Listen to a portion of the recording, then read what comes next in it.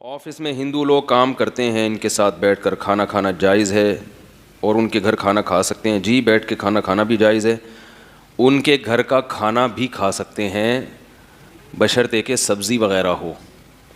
گوشت میں یہ ہے کہ اگر آپ کو پتہ ہے کہ وہ اڑوس پڑوس سے ہی مسلمان قصائیوں سے خریدتے ہیں تو پھر گوشت کھانا بھی جائز ہے، تو جائز تو ہے۔ اور اگر آپ کا خیال ہے کہ پتہ نہیں یہ حلال حرام کا فرق کرتے بھی ہیں کہ نہیں کرتے ذبیحہ کو، تو پھر نہ کھائیں، گوشت نہ کھائیں، سبزی کھائیں۔ دیکھو، اہل کتاب کے ساتھ کھانا کھانا جائز ہے۔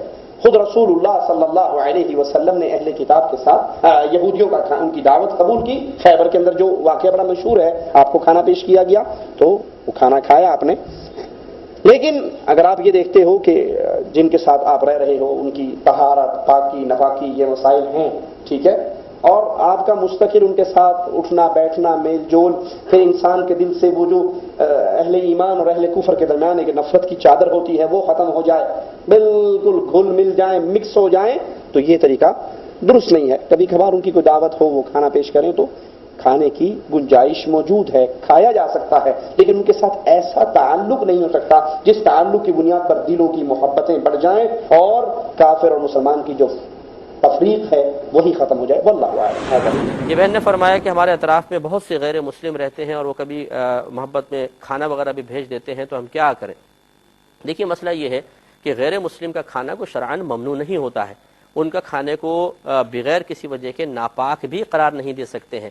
اور اگر آپ کے اطراف میں رہتے ہیں اور بہت عرصہ دراز سے ایک پرانا تعلق ہے، تو اس صورت میں اگر آپ ان کا کھانا منع کریں گے تو دل آزاری کا بھی سبب بنے گا، اس لیے ان کا کھانا قبول کرنے میں شرعاً کوئی حرج نہیں ہے۔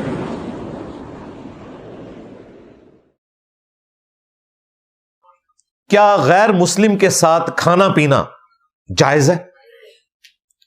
بالکل، کسی بھی نان مسلم کے ساتھ کھانا پینا جائز ہے، بشرطے کہ وہ حلال کھانا ہو، حرام کھانا نہ ہو۔ اور جب میں نان مسلم بول رہا ہوں تو اس میں صرف اہل کتاب شامل نہیں ہے، جیوز اور کرسچنز، بلکہ اس میں ہندو بھی شامل ہیں، مجوسی بھی شامل ہیں، سکھ بھی شامل ہیں، بدھسٹ بھی شامل ہیں، ایتھیسٹ بھی شامل ہیں، قادیانی بھی شامل ہیں۔ سب کے سب نان مسلم کے ساتھ آپ کھانا پینا کر سکتے ہیں، اس کی اسلام میں کوئی ممانعت نہیں ہے، اور اس کے اوپر اجماع ہے، اتفاق ہے۔ اور اس کو سپورٹو وہ آیت بھی ہے سورۃ المائدہ کی جس میں اللہ تعالیٰ نے اس سے بھی ایک سٹیپ آگے بیان کیا ہے، اور وہ ہے کہ آج کے دن تمہارے لیے اہل کتاب کا کھانا حلال کر دیا گیا ہے۔ اہل کتاب کا ذبیحہ بھی جو اللہ کے نام کا ہوگا نا، وہ حلال ہے۔ اگر کوئی جیوز اور کرسچنز میں سے اللہ کا نام لے کر ذبح کرے تو اس کا ذبیحہ مسلمان کے لیے حلال ہے، لیکن یہ والا جو معاملہ ہے یہ صرف جیوز اور کرسچنز والا ہے۔ اگر کوئی ہندو، سکھ یا بدھسٹ اللہ کا نام لے کر ذبیحہ کرے گا، اس کا کھانا مسلمان کے لیے حلال نہیں ہوگا۔ یہ اللہ تعالیٰ نے ایک فرق کیا ہے بت پرست مشرک اور اہل کتاب مشرک کے درمیان، یا آپ جنرل کر لیں کہ اہل کتاب مشرک اور نان اہل کتاب مشرکین میں اللہ تعالیٰ نے فرق کیا ہے۔ اگرچہ اہل کتاب بھی مشرک ہیں، ظاہر ہے جیزس کرائسٹ کو اللہ کا بیٹا کہہ رہے ہیں، شرک ہے، لیکن اللہ تعالیٰ نے انہیں بینیفٹ دیا ہے کہ یہ آسمانی مذہب کے ماننے والے ہیں، اس وجہ سے ان کا ذبیحہ حلال ہے۔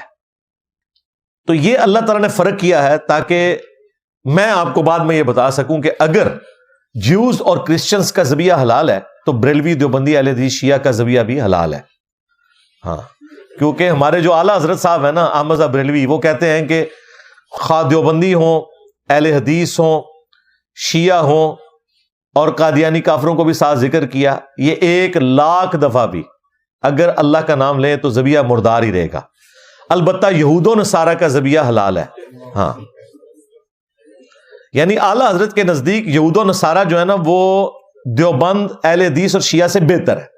یہ احکام شریعت میں لکھا ہے، یہ ملفوظات شریف نہیں ہے ان کے، یہ انہوں نے جو فتوے دیے ہیں نا خود، یہ وہ ہیں، اور چھاپے کس نے؟ باپا جانی نے، الیاس قادری نے، جن کو ہماری ایجنسیاں ہر سال سب سے پرامن جماعت کہتے ہیں، یعنی جو اس بڑے کی ماننے والی ہیں کہ جو کروڑوں مسلمان اور کروڑوں مسلمانوں کے بڑے لیڈروں کو مرتد اور کافر سمجھتے ہیں۔ اس سے بڑا فساد فی الارض کیا ہوگا؟ تو اگر یہود و نصارہ کا ذبیحہ حلال ہے تو مسلمانوں کے آپس کے فرقوں کا جو ذبیحہ ہے وہ بھی حلال ہی ہوگا. اور یہاں پہ وہابیوں کے لیے بھی ہے، کیونکہ وہابیوں کے نزدیک جو دیوبندی اور بریلوی ہے وہ کہتے ہیں یہ تقلید کر رہے ہیں اور شرک بھی کر رہے ہیں، تو ان کا ذبیحہ حلال نہیں ہے. تو ان کے لیے بھی عرض ہے کہ بھائی جو جیوز اور کرسچنز تھے وہ بھی شرک کر رہے تھے، لیکن اللہ تعالیٰ نے ان کے ذبیحے کو حلال قرار دیا ہے، انہیں آسمانی مذہب کا پیروکار ہونے کی وجہ سے.